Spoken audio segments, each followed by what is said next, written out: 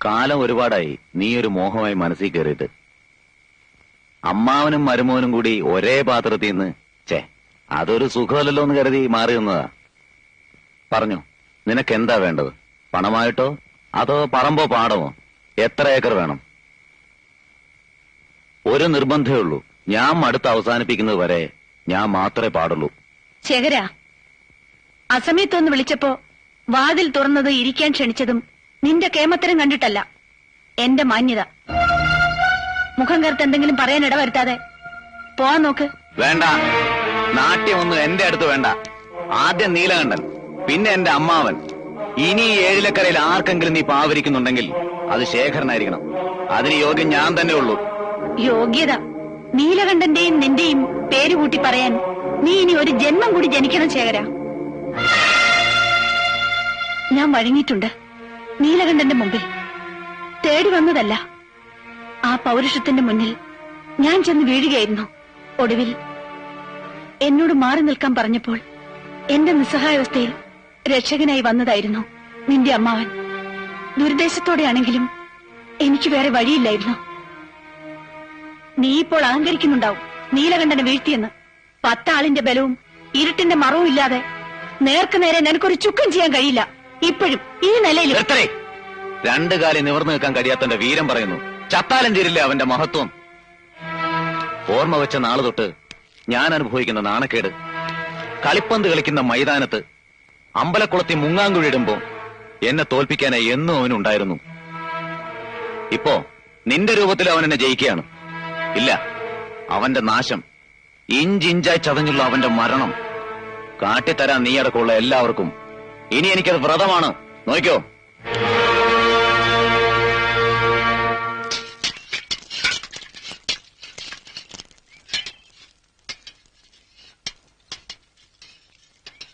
വൈദ്യരെ, വല്ല ഗുണമുണ്ടാവുമെന്ന് തോന്നുന്നുണ്ടോ, അതോ പോക്ക് തന്നെയാണോ? ആദ്യം വേണ്ടത് വിശ്വാസ. വൈദ്യത്തിലും വൈദ്യനിലും. എനിക്കൊന്നിലും വിശ്വാസമില്ല. അത് വേണം. മനസ്സും കൂടെ മരുന്നിന്റെ ഒപ്പം പ്രവർത്തിക്കണം. ആദ്യം ഈ നിരാശ അങ്ങോട്ട് മാറ്റുക. ഞാൻ എപ്പോഴും പറയാറില്ലേ, താൻ പ്രസംഗിക്കണ്ട. തനിക്ക് എല്ലാത്തിനും ഉണ്ടല്ലോ ഓരോ ന്യായീകരണങ്ങള്. അതെ, എന്നെ തിന്നാൻ വന്നോളൂ.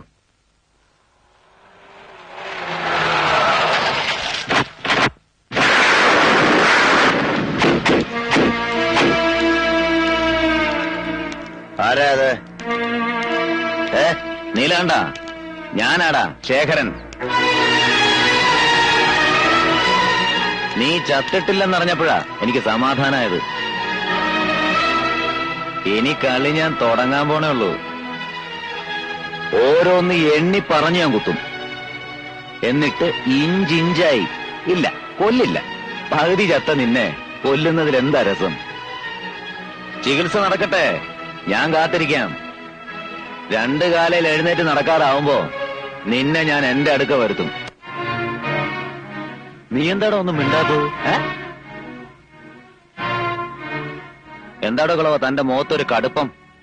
എന്നെ അങ്ങ് കടിച്ചു കയറി കളയുമെന്ന് തോന്നുന്നുണ്ടോ? കണ്ട നിർത്തടാ ചറ്റേ. ഓ, അപ്പൊ നിന്റെ നാക്ക് ഇറങ്ങിയിട്ടില്ലല്ലേ? ഇല്ലടാ നായിന്റെ മോനെ. കേട്ടക്കടാ, ഓണക്കാണ്ട് കിടക്ക്.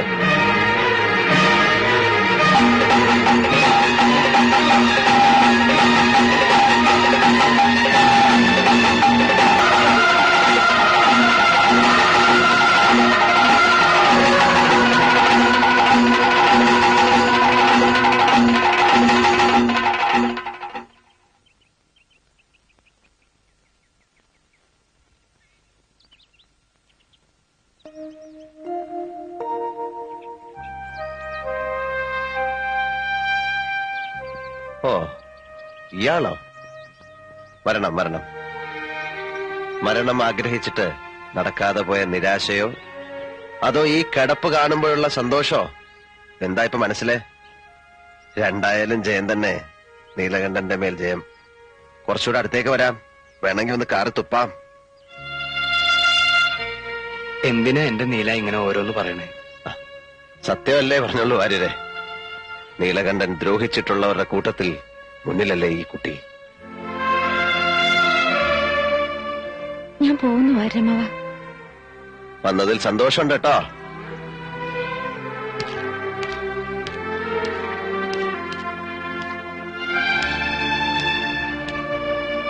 ചികിത്സ നടക്കുന്നു. തെറി കേട്ടാലും പത്യം തെറ്റിക്കാതെ ഞാൻ കൊണ്ടുപോകുന്നു. ഇപ്പോഴാണല്ലോ എനിക്ക് അനുസരിപ്പിക്കാൻ കഴിയണത്. മുറിവുകളൊക്കെ കുറച്ച് ഭേദമായതായിരുന്നു. പക്ഷേ ഇന്ന് പിന്നെയും. എന്നോടൊരു വാക്ക് ചോദിക്കാതെ നീ എന്തിനവിടെ പോയി? മുമ്പ് അവിടെ പോയിട്ടുള്ളതെല്ലാം അച്ഛന്റെ ഇഷ്ടത്തിനായിരുന്നല്ലോ. ഇപ്പോ എന്റെ ഇഷ്ടത്തിനും കൂടി പോണം തോന്നി.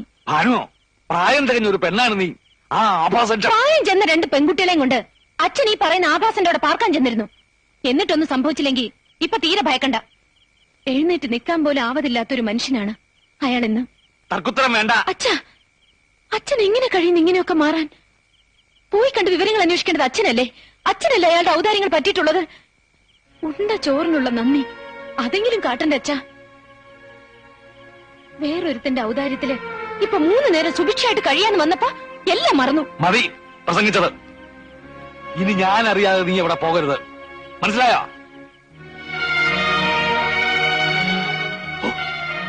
ആ അച്യുതൻ എങ്ങാനിത് അറിഞ്ഞാൽ പിന്നെ എങ്ങനെ ഞാൻ അവന്റെ മുഖത്ത് നോക്കും? ഇനി പോണെന്ന് കരുതിയതല്ല. പക്ഷേ അച്ഛൻ വാശിയിലാണെങ്കിൽ ഞാൻ പോവും.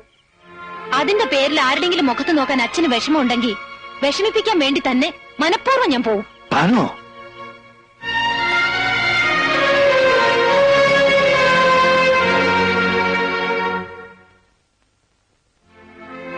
താൻ വരരുതായിരുന്നു. അച്ഛനെ മുഷിച്ചിലുണ്ടാക്കി. എന്തിനാ? അതുകൊണ്ട് എന്താ കാര്യം? എന്തിന്? എന്ത് കാര്യത്തിന്? ഒന്നും ചിന്തിച്ചില്ല. വരണമെന്ന് തോന്നി വന്നു. ഇഷ്ടായിലേക്ക് പോവാം. എനിക്ക് ആരുടെ ഇഷ്ടക്കേട് വാങ്ങണമെന്നില്ല. ഇഷ്ടക്കേടോ? ഞാനങ്ങനെ പറഞ്ഞില്ലല്ലോ. ഭാനു എന്നെ കാണാൻ വരുമ്പോ ഞാൻ ചെയ്ത തെറ്റുകൾ താൻ പൊറുത്തു എന്നല്ലേ ഞാൻ കണക്കാക്കേണ്ടത്. അതിലെനിക്ക് സന്തോഷമാണുള്ളത്. പക്ഷേ പിന്നിട്ട കാലത്ത് ചെയ്തു പോയ തെറ്റുകൾക്ക് ഞാൻ ഇന്ന് പലിശ സഹിതം ശിക്ഷ വാങ്ങിക്കുകയാണ്. അപ്പോ എന്നെ കാണാൻ വരിക, സ്നേഹമോ കാരുണ്യമോ ഒരു നോട്ടത്തിലൂടെയെങ്കിലും എനിക്ക് തരിക. അങ്ങനെ ചെയ്യുന്നവർക്ക് ഈശ്വര കോപം ഉണ്ടാവും. താൻ വെറുതെ പാവം വലിച്ച് തലേ കേട്ടണ്ട. ഞാൻ അറിഞ്ഞിരുന്നത് ഇയാളിന് ബലമുള്ളൊരു ശരീരം മാത്രമല്ല, അതിൽ ഉറപ്പുള്ളൊരു മനസ്സും ഉണ്ടെന്നായിരുന്നു. പക്ഷെ ഇപ്പൊ മനസ്സിലാവുന്നു, പാതി ചത്തു എന്ന് പറയുന്ന ശരീരത്തിനുള്ളിൽ മുഴുവൻ ചത്ത ഒരു മനസ്സാണുള്ളതെന്ന്. അതിനനുവദിക്കരുത്. മനസ്സിന്റെ ധൈര്യം വീണ്ടെടുത്താൽ പിന്നെ നടക്കാൻ കാലുകൾ വേണ്ട. ക്ഷമിക്കണം, ഞാൻ ഉപദേശിക്കല്ല. അതിനും മാത്രമുള്ള ബുദ്ധിയൊന്നും എനിക്കില്ല. എനിക്ക് മനസ്സിലാവുന്നില്ല ഭാനുമതി.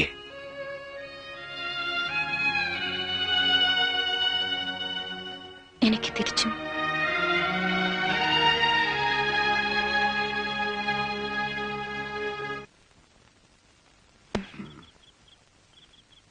ഈ വാര്യർ എവിടെ പോയി കിടക്ക?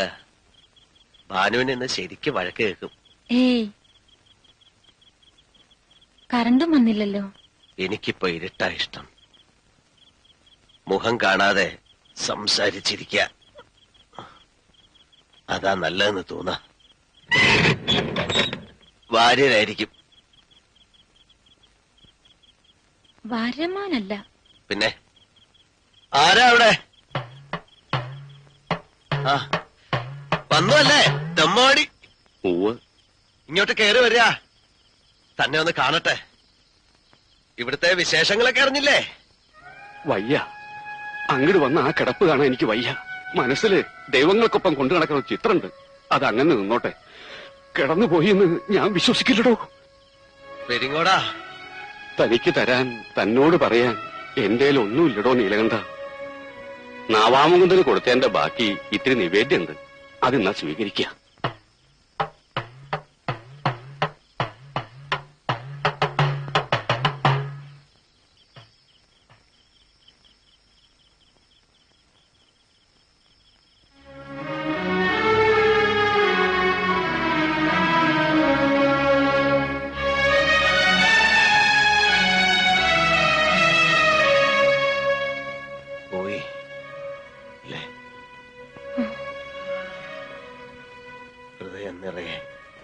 സ്നേഹം മാത്രം കൊണ്ട് നടക്കുന്ന താൻ തോന്നി.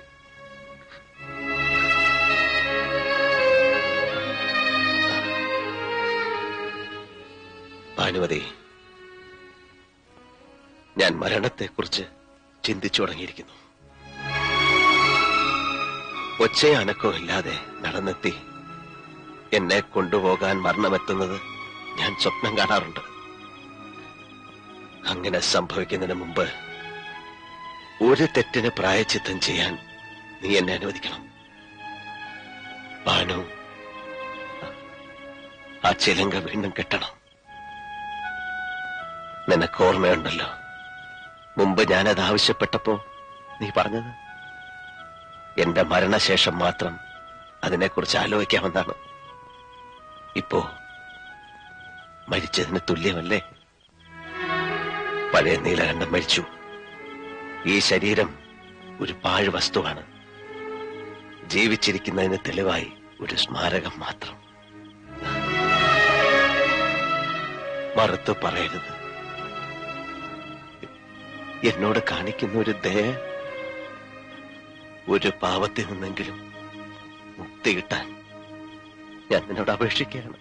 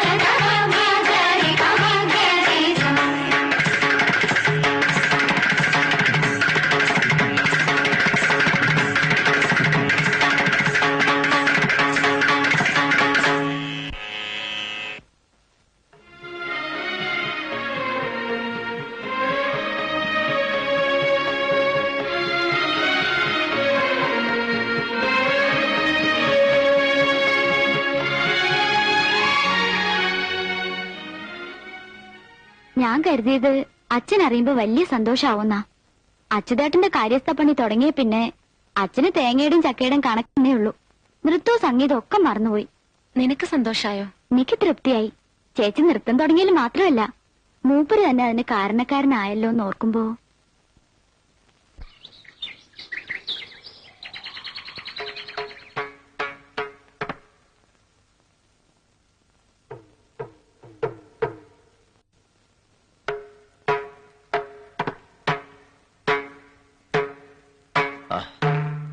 വെറുതെ ഒരു ശ്രമം നടത്തിയതാ.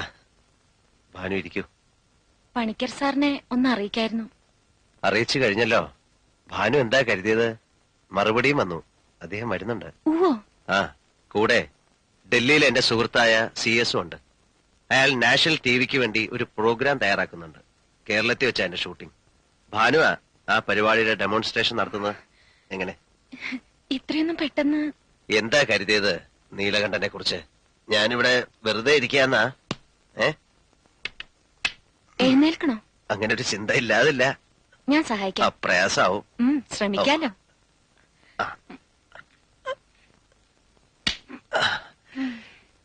ഇനി ആ വീൽ ചെയറിനടുത്തേക്ക്.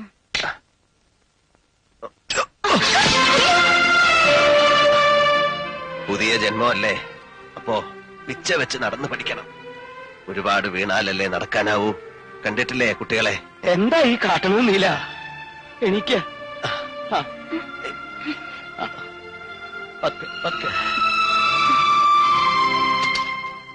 താൻ എവിടായിരുന്നു? പൊറുതി മുട്ടിയിരിക്കുക ശേഖരന്റെ ആൾക്കാരെ കൊണ്ട്.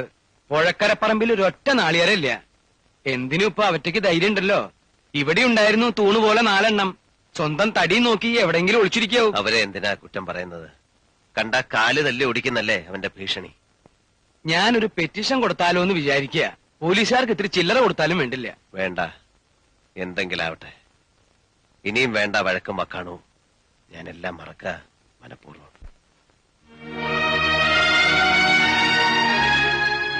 മറന്നേ പറ്റൂ. കാരണം ഇപ്പൊ മനസ്സ് മുഴുവൻ നീയാണ്. നീ, നിന്റെ ഭാവി, നിന്റെ ജീവിതം.